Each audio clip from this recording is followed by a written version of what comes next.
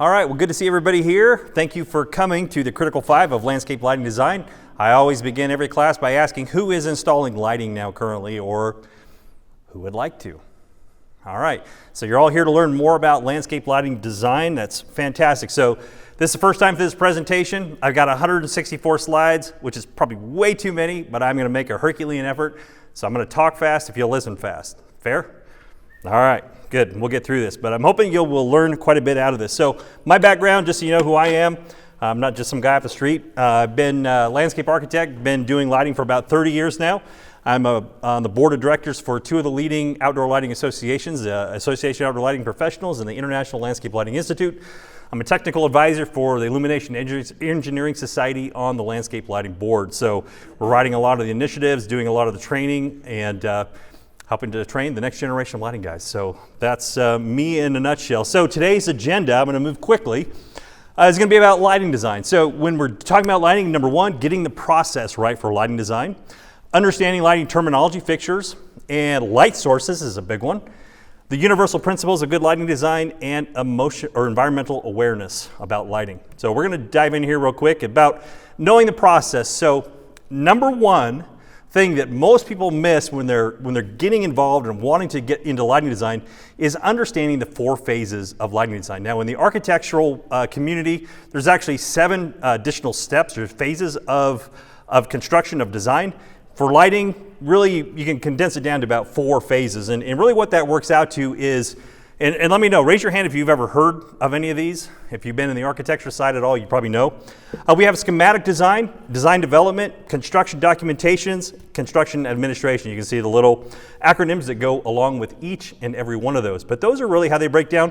We're gonna dive in just a little bit more on how those break down.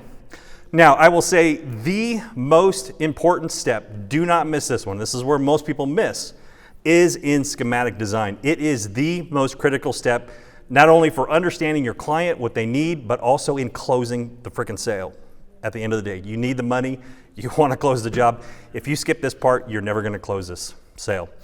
Because this is where you build rapport, you go through the steps, you get small yeses along the way, you get that feedback loop from your client, and by the time you go present your proposal, he's already said yes 7, 8 times, he knows what he's getting, and so it's very, very easy.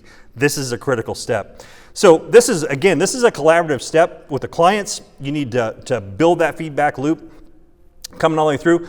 And the critical roles of schematic design as we're getting through here, and then I'm just giving you kind of an overview. This goes much deeper, but I just want to give you an overview of it, is defining the project scope. So the key areas to illuminate how big's the scope and the scale of the project, and what are the goals of the client. You need to identify the client preferences, right? You're discussing lighting styles, could be fixtures, it could be the types of lighting, up lighting, down lighting. You may have some regulations you have to deal with. And so you're looking for feedback. Do you like this? And this is where it helps to have a good portfolio of imagery, where you can say, okay, Mr. Customer, we want to do something like this. This is what we've done 7, 8, 9 times before. Do you like this? Do you like this look? Usually they've looked at your portfolio and they like your style, and most of the time they're just going to trust you. But it's good to get that feedback loop because, again, small yeses along the way lead to big yeses later. Number 3, building client trust, and this is what this is about. They want to know that you're listening, they want to know that you're receptive to their ideas, and you're changing, you're adapting to what they want. That's the biggest thing, is if you can listen instead of just pushing your way through it, at the end of that process, they feel like they have ownership in what they've helped design. And so in that schematic phase, it's very important. And then definitely showcasing your expertise. Now, I know a lot of you guys are brand new into this, so the more I can emphasize, get photos, learn lighting, get anything you can, learn the vocabulary, which you're going to dive into today. The more you can learn lighting, the better off you'll be. You'll build that confidence. And then aligning budget expectations. This is a big thing. Come early out of the gate with money. Know, hey, if you want to do a project like this, my first discovery call when I work with CIs and we're coming in on projects, one of the very first things when we do discovery is I want to know the scope. I want to know what the end objectives are, but I also want to know, is there enough budget in this that it's going to work? Do you have realistic expectations? And sometimes it's like it's not, and okay, well, I'm probably not the right person for you. So set those expectations early. Is this a $50,000 project, or is this you prepared to spend $250, right? So know what those expectations, what they're willing to go into.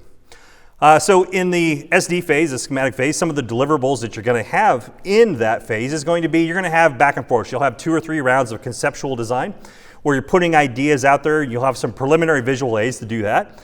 You're going to come back with budget alignment, so as things change, the budget's going to move as well too. So you'll want to deliver that. And you'll have a client presentation. So on some projects, this could be a full rendering, or it could be a scale back rendering with photos and zoned out areas where they essentially know what you're going to be putting together. And that helps in that schematic design.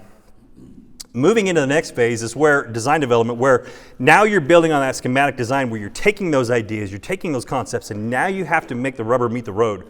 You have to say, okay, now I need to put legs on this thing. What am I going to do with it? What products am I going to start looking at? What products meet my budget expectations? Is it going to be this product A, B, or C? Well, if we want to get the max design, it might be B as opposed to A in order to get the client everything that they want. And is it going to match the environmental needs? So that's where you really have to dig in and make sure that what you're designing is feasible to do. And that's where we just refine those choices. And so you'll start looking at contractors that you're going to use unless you're doing it yourself. You'll be vetting them. Are these guys capable of doing this level of installation? Is there a lot of hardscape? Is there a lot of technical integrations with linear? You have to look at those types of your contractors and can they do the job? So that's part of you vetting all that on the part of the client as well. So in the DD phase, tools and benefits, you're going to start breaking down the products. So you're choosing the products. You're going to be breaking out spreadsheets that show all the specifications, the lumens, the beam spreads, the accessories, the base mounts, everything that goes into that, because this is what's going to be built onto the CD phase and construction documentation as you move forward. You have to have all that laid out so you can get an accurate budget amount into your preliminaries. Preliminary drawings, so you'll have a first round of where you're actually putting dots on the paper, laying out those concepts instead of just fuzzy pictures and gradient scales of lighting. You're actually now putting fixtures in those places, saying, okay, I think we need these beam spreads and the different accessories that go with it. And then you're doing a much tighter cost analysis. Instead of a budget range, you're getting down now tight within thousands of where I think this is going to land. So, like I said, in those DD deliverables, the refined lighting plan, you'll have a preliminary wiring layout, but you're also going to start putting together some of your zoning and power schedules and protocols that you're going to need to put together. Load schedules for the electrician. He's going to need to know where power centers are going to go, how much power is going to be required so he can build up his panels to make sure he can accommodate it. You work with the integrator. You're the integrator. When I'm working with the integrator, I want to make sure that they know how these things are all going to be controlled and how many zones we need. So those are just some of the deliverables you'll put out there in those specifications in order to put that together in that phase. In the construction documentation phase, now this is where it gets really particular. The difference between DD phase and CD phase is now we have a rough idea, but now you've got to take this and now you've got to hand it off to an installer, and now you've got to specify every little piece. So if you have this particular tree, sometimes I'll take a picture of a tree and I'll say, well, this wire, we're going to hang a ring mount pendant right here on this limb. It's going to go right in this notch, and you need to run the wire back down to the backside here. This is how you're going to attach it. This is how it's going to go in the ground. Those are the details you have to put in a CD phase because you can't leave any detail out. They have to understand everything from start to finish. And what that does, that creates a level playing ground. So when you put that out to bid, everybody's bidding off apples to apples, and they understand it. And then if they mess something up, you can say, no, this was in your construction documents that you accepted and approved. It should be done this way. They can't blame it on you. You had it in the documents and they have to go back and fix it. So it's for accountability issues and it shield you a little bit, have good documentation all the way through that process. So in the CD phase, obviously you have your visual drawings, your full set of CAD plans. You could have some renderings, again, if you need to for the details, but usually you don't need to too much. All the written specifications about how those fixtures are going to be installed, what types of connections are going to be, how deep they're going to be, how it's going to be zoned out, and how it's going to operate night after night as far as timing. So you specify all those things out in those components, and that allows competitive bidding. And then for once it's completed, you can get your permits and compliance in some states if needed. So the value of this is, like I said, it's apples to apples bidding all the way across the board, and it makes it really, really easy to pick the right partner for that and keep them accountable. Because one of the things that often gets missed is compliance checks. So if you are going to take it on to go out and design the lighting and hire an installer to do it all for you, you're going to need to go do compliance checks. So you need to build that into your quote so that you can go out and make 1, 2, 3 site visits, not only for night aiming to finalize everything, get the right louvers, lumens, everything, get it all dialed in just right glare protection, but you're going to have to make sure that their wire's being buried right, make sure that everything is zoned correctly, compliance check. So you got to make sure that that's done and build that into your quote as the designer. So the CD phase, we talked about a lot of these already. So the detailed lighting plans, wiring diagrams, fixture schedules, installation details. It's basically everything they need to go out, take that plan and install it without any other further instruction. It takes a lot of detail, especially when working with landscape, houses, architecture, that's pretty straightforward. But when you're talking about trees, things get really nuanced fast. And if you're not on site every time to watch them as a project manager, they're going to need to know all those details. So you're making up drawings, you're drawing details, construction drawings that go with it. It takes a lot of time, but it has to be done. And then in the construction and administration side, really you're just a project manager. You're going out, this is where you're doing those checks, making sure everything's installed. Because at the end of the day, that client needs to make sure that what you envisioned in that schematic design is carried out and is fulfilled in that final design. And that's where construction administration, you're just making sure it's moving on task, schedules are kept all the way through. So the key activities in the CA phase, obviously, you're looking contractor selection, you're picking those out. You're looking at the installation oversight. So generally, like when we go out, we do a project, I always have one project manager on site. All he does is he does compliance checks for our teams.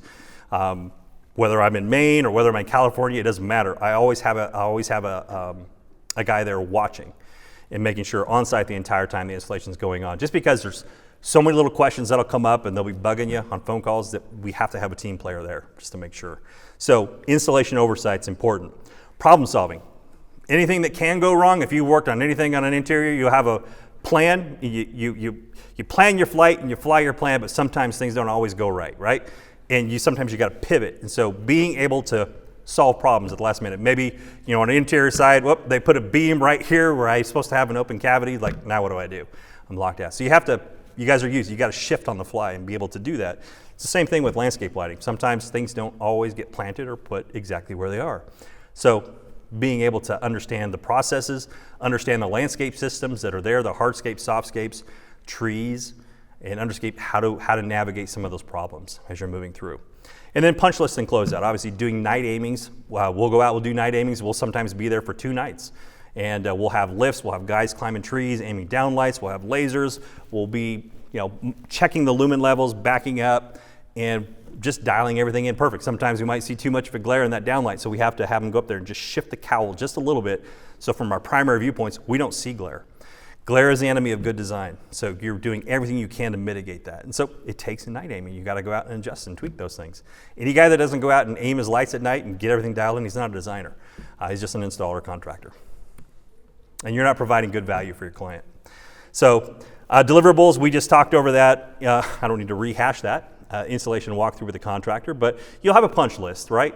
You have a punch list, you go through it, and when the punch list is done, the project is done, you take everything that's in there, understand how everything was installed, taking photos along the way, video recordings of how things were put underneath walkways, access points, and what you do is you can build a compendium. You can do it in, there's different softwares. I'm trying to think of it, the name of the program. You can do it, take all the photos, logs them all, and you can have them there for reference. But the main thing is you need record documents. You need to, okay, this is how we designed it, but this is how it was actually installed. This is where we ran the wire. Because you have those exceptions where maybe things didn't go exactly to plan, but they were approved, you need to mark that on there because the guy that installed it may not necessarily be the guy that's going out and servicing it, and the guy that's servicing it, he needs to know where everything's at. Company cam? What's that? What do you think about company cam? That's it, thank you, company cam. Yep, company cam's great. My brain's going 100 miles an hour here. So that is a process. So once you understand that process and you can bring that to your project, what you do is, if you can approach a project like that, what you do is you go from becoming a contractor to be viewed as a designer. Because that's the process every architect goes through, and that's the expectation, right? But if you're just coming through and like, yeah, we can probably swing you a quote, send it off to the manufacturer, get it designed up, bring it back, throw you a quote. I mean, that's the customer is like, I got this design with all these dots on it. I don't know what you sold me. I don't even know what I've gotten. Your project's probably getting stalled and it's not being sold. So you have to go through those phases, specifically schematic design. You have to do that if you want to sell projects. It's so important, and they will view you completely differently, I promise. But let's jump into lighting terminology, shall we? We're going to keep moving along here because time is limited. I got a lot of slides to go through. So, on lighting terminology, I'm not going to dive into all the definitions for it, but you just need to know basic power. And if you guys are in the electrical space, you probably know these already: a watt, an amp, a volt amp, how we measure potential load for lighting, right? Volts, ohms, power factors, all those things are important when you're calculating your loads for your lighting systems, how much power you're actually going to consume, and understanding voltage drop along the way. If you want to know more about voltage drop, come into my installation class tomorrow, and we'll talk more about voltage drop and how to mitigate that and understand that in low voltage systems. But understanding the vocabulary relating to light sources. So obviously incandescent, halogen, LED, light emitting diodes, CCT, color correlated color temperature, CRI, TM30, those are IES standards. Integrated LEDs, LED lamps, LED modules, there's a difference between them. So just little things like that, just understanding what those are so that when you're speaking to a client, you sound like you're well-read, you're an expert on the topic. And you, again, it comes back to building relevance and making sure that the client trusts you is what it does. Light characteristics, beam spread, field angle, understanding the difference between those two. Lumens versus watts, lighting efficacy, power efficacy, lumens per watt. How efficacious is this lamp? Is it really efficient, right? Lumens per watt. Luminance versus illuminance, which we'll touch on here in just a little bit. Photometry, understanding the characteristics of light with different beam angles and field angles with different lumen outputs, how far that light's going to carry, understanding that photometry all the way through. If you want to get into the lighting design field, you really need to dive in and understand these things, or get a partner that does.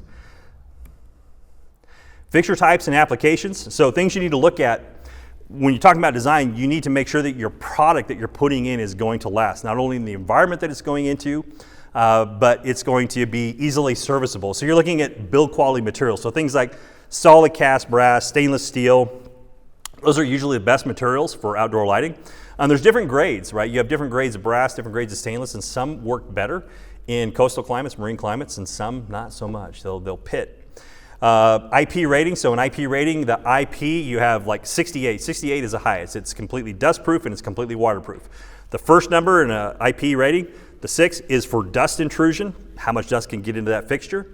And the second number, which would be on a scale up to 8, is how waterproof is that fixture. IP68 is completely impervious, but interior lighting fixtures, you might have an IP rating of 23 or 32, right? And there's a whole different scale of IP, and so as you're going into the outdoor space, you want a fixture that's going to hold up, particularly in the IP side of things. So understanding the ratings of those fixtures and how they've been tested, right? You want to see the testing data. Have they been put through military grade testing? All those things, and understand how those fared. And then biggest thing is, man, I got to service this thing. Is it installer friendly? Can I come back and is it serviceable? Sometimes an integrated fixture that has a fixed, it's a built-in fixture integrated. What I mean is the light source is built into it. You can't take it out. It's built into that, and when it goes out, you got to pull the whole fixture. You got to cut the line. You got to put in a new one, and it sucks because that's a big expense for the client. And sometimes those fail prematurely. But then you've got different types of products like lamp fixtures or modules that are easily serviceable, replace pieces and parts, and away you go. Very low cost to do and easy to do. But we're going to jump in. We're going to look at some fixture family types. And if you've done any lighting, these are the main types. And they're not going to be particular fixtures, but they're going to be what these fixtures do, right? So you have a class of uplights. Uplights are going to be like your directional spotlight. You're going to have wash lights, so directional as well. And you might have in-grade. When I say in-grade, those are the ones that go in the ground flush. So you'll have in-grade. Sometimes people call those well lights as well. But you'll have downlights, and those could be tree-mounted downlights attached to a tree, or they could be a ring mount, like a pendant hung on a branch. Or you could have recessed lighting. You guys know what recessed lighting is. Underwater lighting, we talk about lighting for ponds, lighting for fountains, lighting for waterfalls, different types in there. Path and area light. Doesn't take a whole lot of explanation. Hardscape light, we look at like under cap lights that would slip underneath the cap that would downlight walls. Great if you can't get a path light in an area for accessibility. Great for steps, walls, or posts, right? Different types of lights. We got linear light. You guys know what linear light is. And we've got some niche and specialty lights as well too. So what I want to talk to you about too is illuminating objects correctly. Now, it's the biggest thing you want to do. Bill Laughlin from Nightscaping, he was the inventor of low voltage landscape lighting. He always said, see the effect, not the source. And anytime you can hide the fixtures in the landscape, whether it be through the color of the fixture, like the physical color of the fixture body, or shielding, or anything you can do to minimize it, something small, you want it to disappear. Now, obviously there are some decorative fixtures that you do want to see, but the ultimate goal is the landscape should be the star of the show, not the fixtures. Fixtures, we'll get to that in a minute, but fixtures are just, they should be made to blend into the landscape so the landscape can show. So you're looking at small luminaires. You want to be able to make sure you can adjust and block glare. That's a key factor.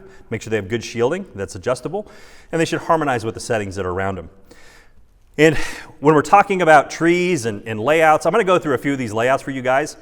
But when we're talking about lighting trees, there's no formula. And most guys, I say, just take 2 lights, put them under a tree, and call it a day. And you can't do that. Trees are all unique. They're all different, and you have to approach them a little bit differently on each one. So I'm going to break down a few different things here, like ornamental trees, upright trees. These are probably some of the easiest to do, upright forms. You can do a couple uplights on each side. They're small. Use a fixture that's got a real wide beam if the canopy is low. And use a lower output light. Because the canopy is low, you don't need a bright spot underneath it. Take those lumens, spread them out so that they fill out the canopy if it's a low canopy. If it's a high canopy, push those lumens a little tighter and push it up and let that beam spread develop up a little bit higher. So you'll have to look on a case-by-case basis on the shape of those ornamental trees. But most of them, like this Japanese maple here, very small ornamentals, a couple wash lights up underneath it. Get that structure of that tree, really wash the inside of that canopy. You want it to, when it comes out of that light source, you want it to be as wide as possible, fast as you can. So 120 degrees, really wide beam spreads and soft when you've got really close canopies underneath it. You start looking at small palms. You can even look at backlighting trees. You don't always have to front light trees. You can use the silhouette and the shape forms of trees to do something a little more artistic. Or you could have groups of tall shrubs. You can see here we have 4 luminaires on each one, but the key is when you're lighting things, don't think that brighter is better with fewer fixtures, because all you're doing is you're creating a higher contrast ratio and more glare potential. The best way to do it is have more luminaires. That's good because you can sell more, but it actually looks better if you can have more fixtures around that object, but bring all the lumens down lower. You'll get a much more even, much more balanced look all the way around that object that you're lighting. To small to medium trees, 12 to 30 feet, ground up lights are always real good. But there's one little technique I like to use, and if you'll notice this in the middle of the trees, what I do on trees like this that have nice open branching canopies, we'll come up into the middle of the tree. Instead of bringing spotlights right up against the trunk, I push those way out to the edge of the tree. And what I do instead is I come to the middle of that tree and I'll use little pendant ring mounts and I'll light down through the canopy. And as you can see, you've got the shadowing that comes down through the canopy of these trees. But what it also does, it connects the ground to the tree so it doesn't feel like it's floating. And that's important visually. Otherwise you got just trees floating out there. But it connects it visually to the ground, and those lights on the outside, they pick up the outer canopy. And so you've got 2 directions of light, and it creates for a very dramatic look all the way through. Another tree where you have up and down lighting together. On the middle of this tree here, you can see where downlight is just being brought through and how it connects to the ground. But look at the shadowing in the branches there. And you can see that same tree now in the middle.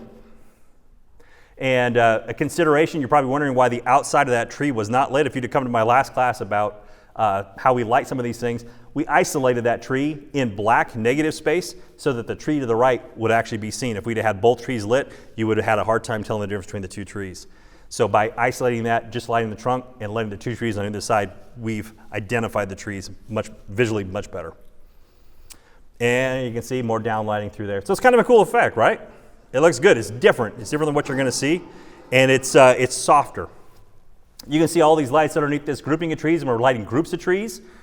Sometimes what you're looking at is branch structures. So when I'm lighting trees, you don't want to put a light directly under a branch because you're going to create a hot spot right under it. What you want to do is you want to look for forks in branches, and you want to bring your lights in between and push the light up in between those forks.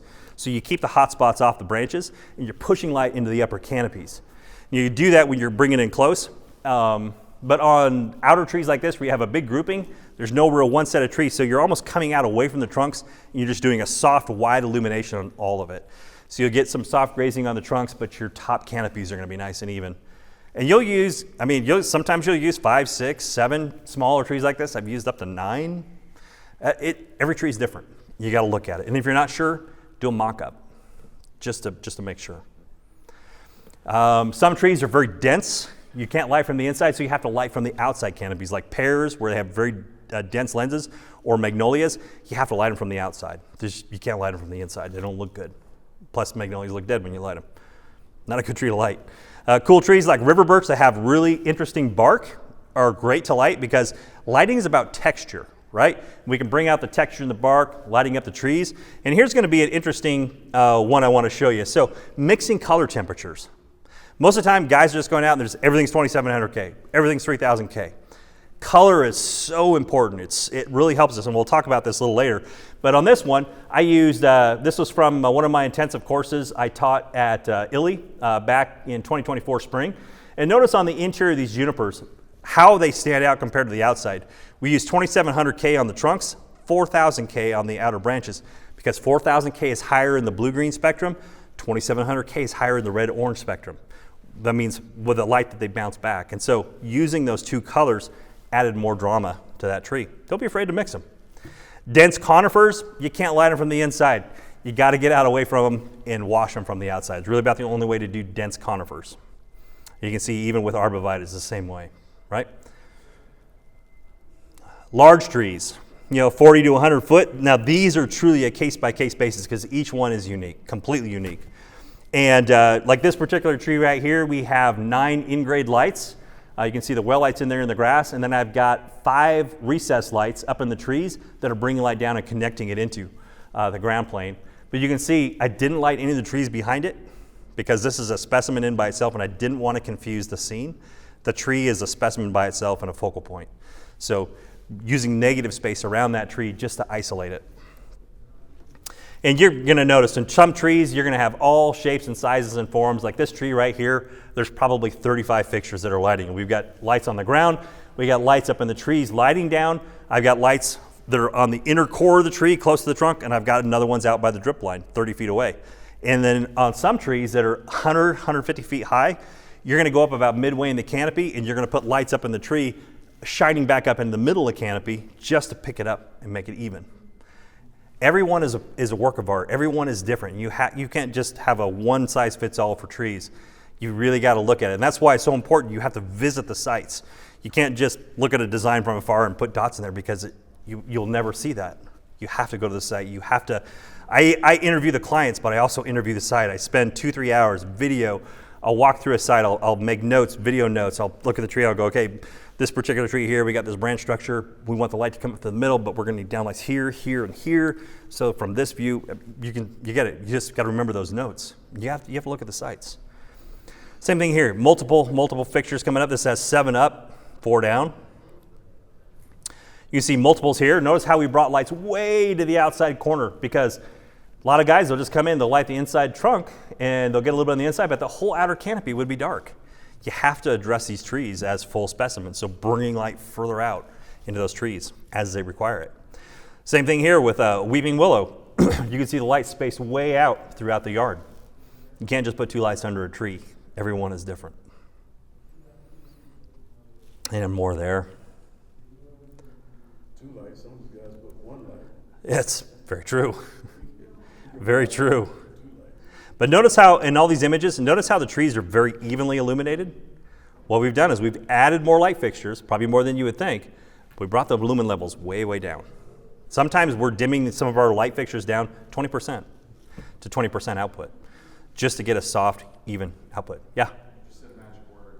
I'm assuming the levels, the dimming levels, is all part of the calibration. So you don't want like Lutron in there being able to... No, we do it at the fixture level.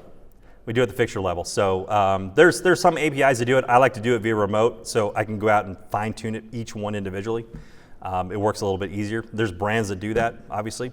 Lumion is one. Nightscaping, my sister company, is another one that has dimming right at the fixture. Once they're set, you'll set scenes, obviously, right? Party scenes, relaxing scenes. We'll set scenes out there through Lutron, but when it comes to what those fixtures are doing, for the most part, when it's the static scene 99% of the time, we design it in for that look. because you're lighting the objects, and the objects really need to be lit one way. What do you notice in this? Do you see any light sources? From your point of view, where you're going to view this scene, this primary viewpoint is across the lake. When you're designing, make sure you're hiding all your sources. Now, you might see them from the backside a little bit. You maybe not conceal them all the way, but from the main points of view, whether it be one point or 2 points of view, everything you can to hide those light sources. Use some shielding, everything you can to hide those, because they would be distracting. Imagine light pointing right back at you. Where would your eyes go? Right in that light source. I use the analogy, if I got a truck coming down the road at me at 50 miles an hour and there's one behind him, one has his brights on, one doesn't, where do my eyes go? You go to the brights, every time. So if you have a point of light that's glare, it's going to distract from the scene. So do everything you can to get rid of the glare. Again, you don't see light sources, meticulously covered. Okay, let's talk about water features real quick.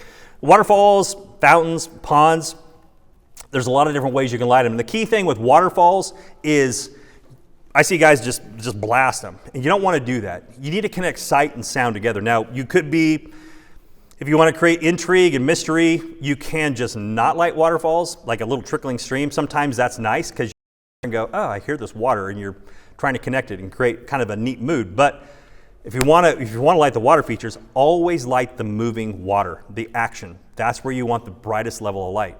Our eye in composition, when we're designing our luminance levels and lighting, the brightest level is where you want your eye to go. So we always put that into the water movement, into the falls themselves, lighting up underneath them.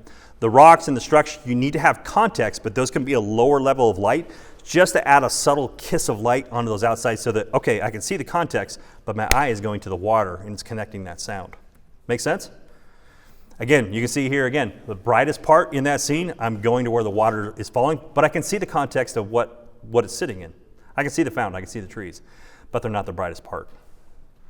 Same thing again here, right? So waterfalls, you want to get the light source right up underneath that falling water so that that light spreads right into that whole sheet of water as it's coming down. That's key, illuminate those falls.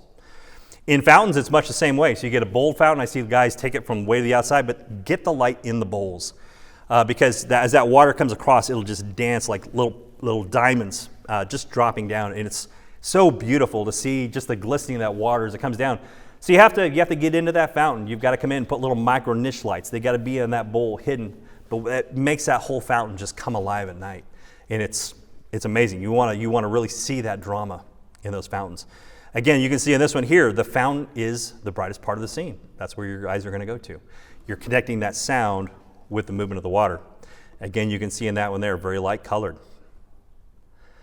On this one particular one here, you can see in ponds. Now, I recommend in ponds, be careful with that, especially if they have fish. Fish are living creatures, and I wouldn't want to live under a spotlight all night, poking me in the face, and you have to be aware of aquatic health as well.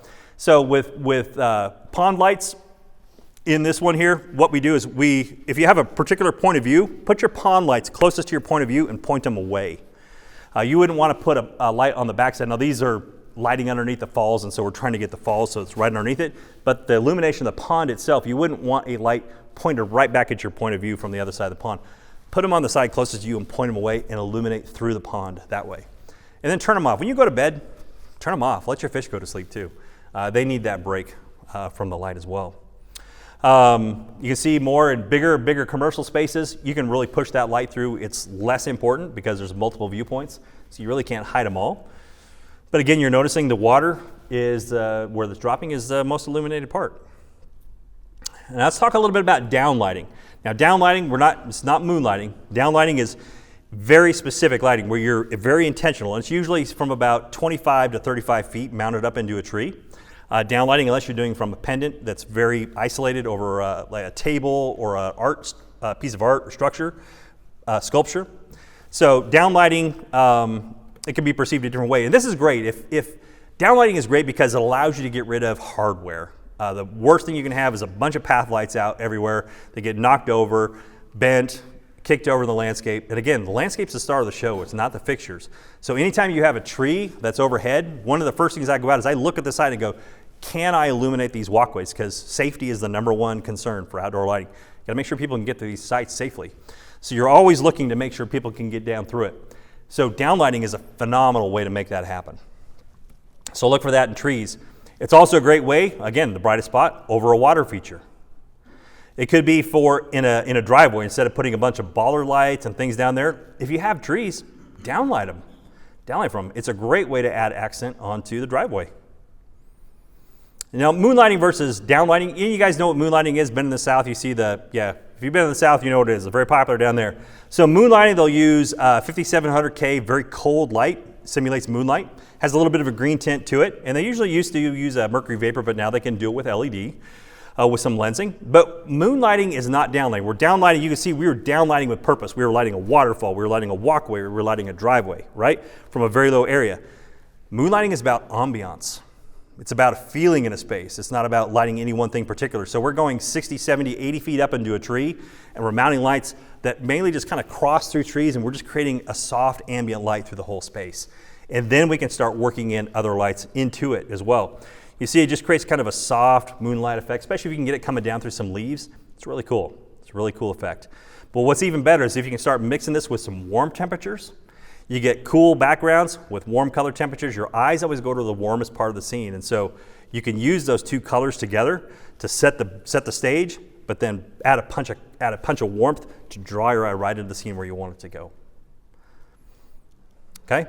Architectural grazing and verticals. So your placements, when I'm doing architectural lighting, ideal placements, I usually aim straight up and I'm about 18 to 24 inches off a wall. I just want to catch the bottom beam. I don't want to catch anything too close, otherwise you're going to get a hot spot right on that wall. So if you can pull those 18 to 24 inches off the wall, aim virtually straight up or maybe just barely 1 to 2 degrees in, you're going to get the absolute best effect. Now sometimes you got to deal with plant materials, you may have to use a riser. But ideally, that is the best placement for architectural grazing. Same thing goes with adding downlights. Sometimes recessed lights, you can't get that much, but you're going to have to use some optical lensing to soften that beam against the wall and push the light out a little bit. So just a few examples. You can see some wood-sided texture. This is great. Architectural grazing is different than washing. Washing is from way out and like 20 feet. You see people do that and just wash a house, right? I can do it in one fixture. But they're putting glare in the windows and everything looks very flat. There's no drama. But when you bring lights in close, you're seeing the details because it has a mix of shadow and light together. And so that we need both. We need a mix of both to see detail and texture in objects. And so by grazing, we're bringing in like this siding here you can see on this house, the wood siding. You can even see in brick some of the details in the stone accents around the windows. You can see some of those. Picking up the roof lines, the overhangs. Uplighting brings in those peaks and those dormers and gives the house a bigger, more elegant feel on the street. White stone, very reflective, so you don't have to apply as much light. You can bring your lumen levels down because white is highly reflective.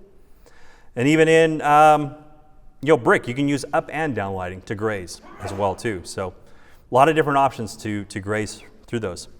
This one here, we have up and down together. Oftentimes you'll have areas where things are very difficult on either side of the house. You'll have your uplight, you've got overhangs that will cut off your beam and you'll have a really hard shadow. You need some downlights to come in and fill in those shadows so you get even illuminance all the way through. That's why we had cam lights in the middle, the uplights up in there. You can see some of the soffit overhangs on the lower one-story section. They were cutting everything off, and so we added some of those in there to fill in. They're also great on setbacks and dormers, where you need to bring a little bit of light back there as well too without putting too much light in windows. So great way to get that done. Cut up architecture here, coming up in the second floor, adding some small little accent lights because you're not going to get them from the ground because that soffit's going to cut your light off. So you have to bring light up into that second level because you want to attach those peaks into your lighting. It's important visually. Sculptures and art, directional lighting. So it's going to be about placement, and it's not going to be necessarily about balanced levels. So you're not going to be balancing levels. You're looking for shape and texture. You want that shadow, and it may come from one direction. Almost like if you study photography and Rembrandt lighting and how they set up lights for that. Very similar to how we would illuminate statuary, especially human figures. For objects like this, very simple. This is where you might go a little more even all the way around in a garden pot like that, and it's obviously going to be the brightest part of the scene. Hardscape lighting. It's a great alternative to path lighting when you can't put a path light in someplace, right? So you can work it into the segmental block walls of the masonry. Path lighting, it's there when you need it. You can go with something decorative or something more traditional with a cap and stick. All right, moving along. We still good? I know I'm moving fast. Are you listening okay? Am I making sense? All right, cool. We are, how many slides? We're about halfway. Well, we're over halfway. Let's look at light sources, right? Okay, so this is the number one thing. People get confused, right? They get fixture fixation. Everybody, when they're out here on the floor, they're talking about this fixture and that fixture, and I like the brass and this, I like how this is built. I'm like, I don't even freaking care. As long as it holds up in the environment, the only thing you should ever care about is the light source. Because a fixture is just an LED holder. That is all it is. It is not lighting your house. It is not doing anything for you. It is that light source. It's that LED. That is the most important part of any part of design. So you need to make sure that that light source is the very best it can be, not the fixture itself. So let's just do a quick understanding of light. Our visible light spectrum, very, very small, what we can see. There's so much light on the wavelengths on either side of what we can see in the visual spectrum. But the way we see light, the way we see it on objects, you guys don't know this maybe, but we have full spectrum light. So we have all the colors visible in sunlight. And if we're looking at a leaf, what happens is Roy G. Biv, red, orange, yellow, blue, indigo, violet, right? It's all coming down, it's lighting on that leaf. But what we see is those colors or those wavelengths that are present in that leaf, the green wavelengths that are there, what happens is anything that's not matching that gets absorbed, and anything that's in that gets reflected back off. So any of those same wavelengths that are present in the textures and the colors of the surfaces that you're lighting, those are going to get bounced off and you're going to see. Now the color temperature and the quality of the light source you can get, it's either going to look muddy or it's going to look clean. And that's why having a high quality light source. But this is what we see. You're having those wavelengths that are present in the object. So like these gray tables, there's no red in them, there's no blue in them, maybe slight hues, but what you're seeing is gray, right? It's because you're having a mix of that color temperature. What you're seeing is present in those wavelengths in that table surface, and it's bouncing back to your eyes, but you're not seeing reds because there's none there. It's being absorbed. In CRI, we talk about color rendering index, the quality of the light. So with sunlight, we look at that back graph there, full spectrum, right? The sun is the perfect light source because it's highs in blues, greens, reds, yellows. It is the perfect light source. But when we start looking at man-made light sources, well, it gets a little more tricky, right? In halogen in the old days, you can see in halogen we have that kind of slow ramp, and they tend to be favorable more towards the red-orange spectrum. And in LEDs, what they have to do is they got to play around with the recipes of the LEDs. And so they'll take chipsets from the orange, chipsets from the green, chipsets from the blue, and they make a recipe. And what they're trying to do is they're trying to get an equivalence of high reds and oranges, spikes in blues and greens. They may not have anything in between, but they're trying to accommodate for all those different wavelengths. And some are going to be better than others when you look at the quality of the light source. Some are going to be really low, and some are going to be good. And particularly when you start looking at CCTs, we talked about 2700K better for red-orange. You can see that spike in the 2700K, a lot of red-orange. What are we missing? Blue-greens, right? But notice as we move up that spectrum, look how the blue spikes. And that's why when we're trying to light landscape material, 2700K, if you're going to wash it, it's going to look really muddy. It's going to look really muddy. Probably going to look great on that sandstone colored house. 27, probably going to look great because those earth tones that are in there. When you start lighting green trees, blue spruce, man, it looks muddy fast. So that's where, and maybe we got to get something that's got a little more blue-green in the spectrum that we can punch that out in those trees. That's where you might move to a 3000K, look a little cleaner in the landscape. That's usually what we use. For color rendering index, we talked about the spectral energy, the light that's brought back. If it's a very low CRI and steady CRI, that could be a 2-hour class in and of itself going into that light data. But the higher the CRI, the truer the color rendering is going to come back. If it's a low CRI, it's going to look muddy. The colors are not going to be true. And the best way to know if your manufacturer is truly interested in providing you a good light source, ask them for the TM30 data. CRI only measures, I think it's like 13 color segments, and they're all pastels, where TM30 measures 100 different sources. 99 different color samples, and they rate each one, and they have actually charts for gamut and saturation for those light sources, how they fall within those color spectrums, that you can really understand, what am I buying here? And is this going to be the right choice for my application? So common color temperatures that we use in the landscape, 2200K, not very often, very warm, simulates candlelight. Use it in amusement parks sometimes if you need something kind of fun. But most of the time we're using 2700K, warmer white, for things that have reds, browns, red tones, brick, red leaves, things like that. They work great for that. 3000K is kind of my go-to for everything landscape. Anything that's greens, neutral greens, it's the best color for that. You can now get into conifers. If you want to make a conifer pop, you can get into 4000K, and you can have a conifer be a specimen or someplace where you want your eye to go, and you can make it pop a little more, or use 4000K for some downlighting to create a little more difference in the saturation levels between a cool white background and maybe some warm white focal points where you want to bring in, which we'll show you here in a minute. So luminance versus illuminance. We talk about luminous flux, the way we measure light, the way we see light. This is something you want to go, again, this is a longer class, but luminous flux is the amount of light, lumens that are coming directly out of a light source, and illuminance is the amount of light, measurable light that falls on an object. Luminance is the bounce light back that we see in our eyes. That's what the luminance is. So when you're talking about that different type of vocabulary and nomenclature, that's what you're getting. Now, light interacts differently with all these materials. Man, I gotta go. Reflection, absorption, and transmission. These are the things you need to watch for in the objects that you're lighting. Some things are highly reflective, light colored, right? Light stone, light walls. It doesn't take a lot of light in there. You're gonna get 80-90% reflectance back, so you can lower your light levels. You get into something that's dark brick, black, really thick leaves, they're gonna absorb almost 70-80% of that light, and you really gotta pump up those lumens and make it brighter just to overcome that to get the reflective light back to see. And then you get transmission. Sometimes you get leaves, especially in the spring, they're really thin, and the light will move right through them and you get a soft glow. So understanding your plant material, how your light interacts with that, is important when you're putting that together. For light sources, LED lamps, integrated LEDs, LED modules. Those are really what you're gonna see out there most of the time. And sorry, I'm moving through this quick. Color fidelity. So we're talking about light sources. This is really important. You can have one manufacturer. You can look at it. Let's just look at an example here. All the same LEDs, same color temperature, same beam spread, everything on the left. Well, I won't say what brand that was. And this is, look how different they all look. There is very poor consistency in the way they're manufacturing their products. And this is a very popular brand. If I said it, you guys would probably know it. I'm not gonna say it. So a very popular brand, but look at what a mess that is. You can't light architecture like that. Color fidelity is consistency from lamp to lamp. If I have 10, 20 lamps, they should all look the same. And that's what we have. I mean, Nightscape, I'm sorry. Nightscaping is one of our sister brands that we were testing against those. And you just have that consistency all the way through between your beam spreads and your color. So what to prioritize?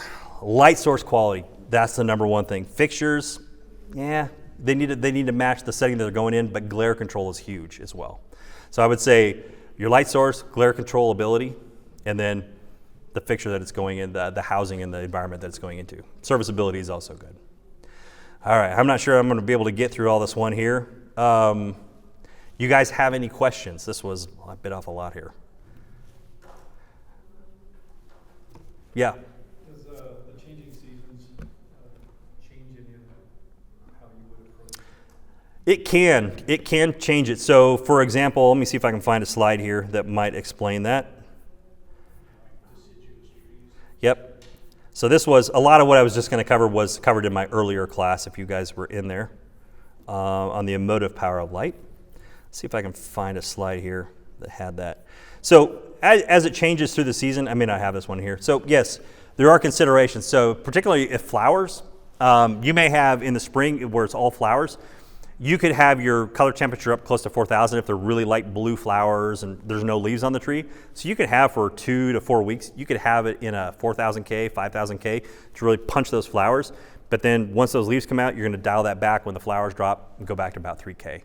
So you can do that. It's a pain in the butt to do, to be able to go out and do that all the time, set up those things. Where 3,000K, most of the time, it really always looks really, really good on most of the seasons. Even if it's in the winter, even if it's in the fall, 3,000K is kind of your good go-to. In the fall, what you can do is you can go out, you can use RGB. Let me pull this one up because I think this one's important. People don't understand this one. We talking about the creative use of color in the landscape, right? Everybody's big on RGB, but nobody wants their home to look like this, right? And this is what happens. You laugh, but this is what happens all the time, right?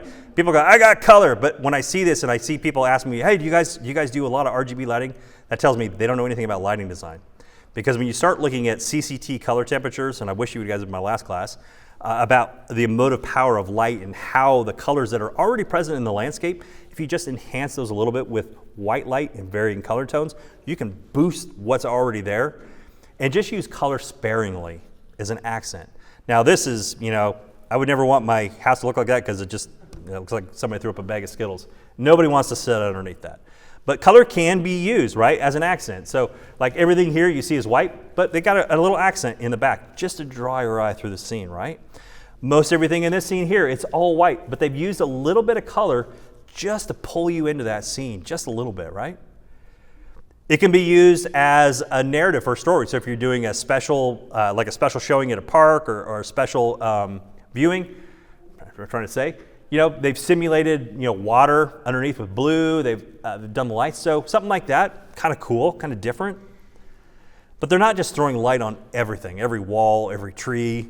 The way to use color is use it subtly. If you're going to use it on trees, if you're going to use it on plants, use just subtle tones, maybe a light pink and a Japanese maple. And this goes to your color for fall. So if you have a green Japanese maple and it shifts to orange, red in the fall, take your color, if you have a full color module, and just shift it slightly to the pink. And what you'll do is you'll accentuate those reds a little bit more, but it won't overpower them and just like you throw up red all over them. Just use color very controlled, very sparingly when you're using that. We also use color in design space. So color evokes mood, like cool. We talked about cool color tones. I'm using, our lighting is very, very much like theatrical lighting. Landscape lighting was born out of theatrical lighting. That's where it started. So when you look at movies, study the color in movies, color science. A lot of oranges and blues, the way they mix those colors. Cool color tones, because cool color tones will set a backdrop, but your eye immediately goes to the warm center, right? Same thing here, right? Cool color tones in the background, maybe that's moonlighting, but your eye goes to a warmer part of a scene every time. And that's how you can craft color temperatures and color in your scenes to use it. So there's a lot to it. I usually take a theatrical approach to lighting design just because it makes it more dramatic. We create scenes is what we do. Instead of just lighting things out there willy-nilly, look at your points of view, where you're gonna be, and understand the focal points, understand the main actors, understand the supporting cast, and make your main actors brighter. Draw your eye to it, because our eye is always drawn to brighter things. Use some of the other areas, like you can see here in this, right? The actors are the brightest part of the scene. You've got other elements in here that are kind of background that support, right, the story, right? But they're not the main thing, right? You look at something like this, you've got leading lines that take you into a scene like that. You've got trees like this. Like where does your eye go in this scene? Yeah, it goes to the big tree, right? Why? It's the brightest. It's the brightest, right? It's the highest luminance level. Your eye naturally goes to the brightest luminance level. But you know where our supporting actors are? Look to the left and right of that bridge. We've got our supporting actors of trees, and they are the framing elements that are helping, again, push our eye right to that scene where we want to go.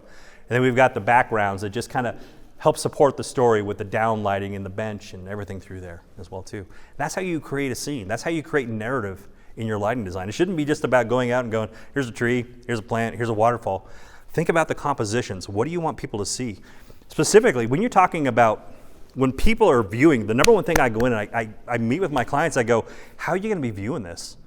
And most of the time it's gonna be from their living room or a place in their house. And I wanna sit down, I wanna see those windows. And if I don't like what I see, I'll work with a landscaper and say, hey, we need more stuff going on out here. We need more focal points. Because then I have something to work with. And really what I do is I'll work with the integrator, say, hey, let's, at a certain time of night, let's bring this light level down inside so that we can see what's outside. Because if it's too bright inside, all you see is a reflection of what's back inside, right? But if you can bring those light levels down, match illumination to outside, that reflection drops away. And what you've got now is you've got picture frames of that beautiful art outside, and they can look right into that garden space. And it creates that mood and that art. We create art, literally. What I tell people is, when I landscaped years ago, I would do everything I could to hide the ugly stuff. I would plant trees, I would plant shrubs, and I try to hide all the ugly stuff, right? Because the sun is indiscriminate. When you are a lighting designer, you don't realize how much power you have, but you turn the lights off, we start with an absolute black canvas. There's nothing there. And we get out, we get our fine little bits of brushes, and we just paint in those fine details. We decide what you see and what you don't see. All the ugly stuff, we can hide it in the darkness. But all the pretty things, we can It's up to you how you paint it. You can paint it beautifully, you can have a soft accent, you can have full. How you force people to look at your scenes is completely up to you. That's why it is just absolute pure art. When you do it right and you look at it, instead of just lighting objects, think of it as scenes, how you want people to see it from this point of view. And maybe there might be another point of view they have to see it from. But that's important when you're crafting your scenes, and think about it from a theatrical. When you watch a movie, don't watch a movie just to be entertained. Study the lighting in that movie, how they set those scenes up. What's brightest, what's darkest, how do they do that, put that together? Because that'll make you a better lighting designer when you understand that, and you can apply it to your landscape. I'm sorry we didn't get through all of it. I know that was a lot. Are there any more questions? I truly hope, was this helpful at all to you guys? Yes. I really hope it was. I know there's so much to lighting design. I've been doing this 30 years. I'm still learning. I'm still experimenting. There's stuff I'll go out on a project and I'll go, wow, I never thought of doing that. And collaborate with people. One person doesn't know it all. We learn by collaborating. If you want to learn more, come to ILLI class, a 5-day boot camp, International Landscape Lighting Institute. It's a hybrid class, and it's hands-on in the field. You will learn so much about light. It'll blow your mind if you really want to get into it. So